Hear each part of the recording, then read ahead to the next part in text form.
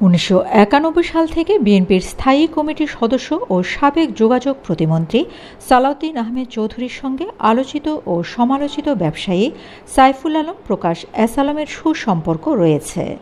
ওই সময় সালাউদ্দিন আহমেদ চৌধুরী তৎকালীন প্রধানমন্ত্রী বেগম খালেদা জিয়ার সহকারী একান্ত সচিব হিসাবে দায়িত্ব পালন করে।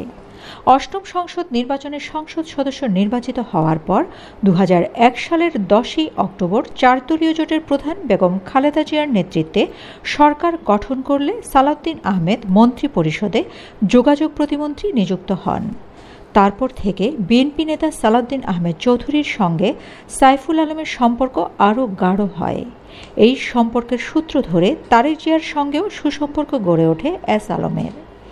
2008 সালের নবম জাতীয় সংসদ নির্বাচনের মাধ্যমে আওয়ামী লীগ ক্ষমতাসীন হলে ব্যবসায়ী এস আলম সাবেক প্রধানমন্ত্রী শেখ হাসিনার ছোট বোন শেখ রেহানার সঙ্গে সখ্য গড়ে তোলে।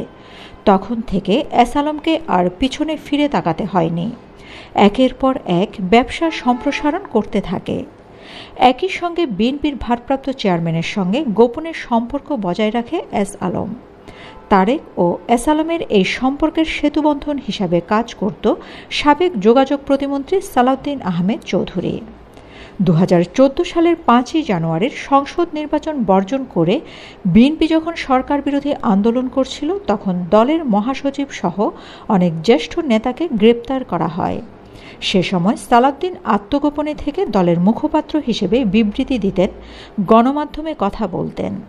2015 সালের 10ই মার্চ রাজধানীর উত্তরার এস আলমের একটি বাড়ি থেকে তৎকালীন আইনশৃঙ্খলা বাহিনী সালাউদ্দিনকে তুলে নিয়ে যায়। এস আলমই বিএনপি নেতা সালাউদ্দিন আহমেদকে লুকিয়ে রেখেছিলেন।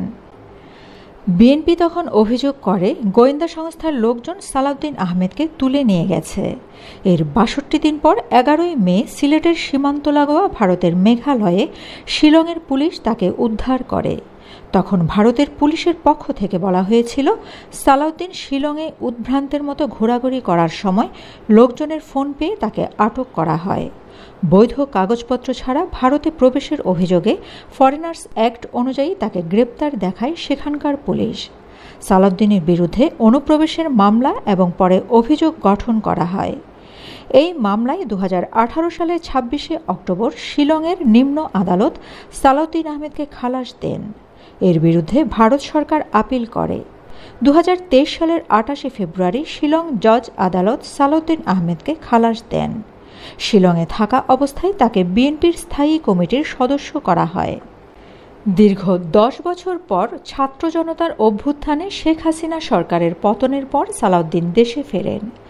গত 28শে আগস্ট ঢাকার শাহজালাল আন্তর্জাতিক বিমানবন্দর থেকে আকাশপথে কক্সবাজার বিমানবন্দরে অবতরণ করেন। কক্সবাজার বিমানবন্দর থেকে যে জিপে চড়ে সালাউদ্দিন আহমেদ কক্সবাজার থেকে পেকুয়ায় পৌঁছান, সেই কালো রঙের জিপটির নম্বর চট্র মেট্রো ঘ 111533। এটি মিৎসুবিশির স্টেশন ওয়াগন ব্র্যান্ডের জিপ, আর ওই গাড়ির মালিক এস আলম গ্রুপ। 2010 সালে এস আলম পাওয়ার প্ল্যান্টের নামে এটি নিবন্ধন করা। ঠিকানা লেখা আছে এস আলম ভবন, আসাদগঞ্জ, চট্টগ্রাম। বাংলাদেশ সড়ক পরিবহন কর্তৃপক্ষ বিআরটিএ চট্টগ্রাম কার্যালয় বিষয়টি নিশ্চিত করেছে। এস আলম গ্রুপের গাড়িতে চড়ে এসে নিজ এলাকায় সংবর্ধনা নেওয়ার বিষয়ে বিএনপির স্থায়ী কমিটির সদস্য সালাউদ্দিন আহমেদ বলেন, শত শত লোক এসেছে, কার গাড়িতে উঠেছি জানি না। যে চালক গাড়িটি চালিয়েছেন তিনি 7-8 বছর ধরে আমার পরিবারের গাড়ি চালিয়ে আসছেন। প্রসঙ্গত, গত 29শে আগস্ট সন্ধ্যায় নগরের কালুরঘাট এলাকার একটি কারখানা থেকে বিলাসবহুল কয়েকটি গাড়ি বের হওয়ার ভিডিও সামাজিক যোগাযোগ মাধ্যমে ছড়িয়ে পড়েছে। এতে দেখা যায় একটি কারখানা থেকে একের পর এক দামি গাড়ি বের হচ্ছে।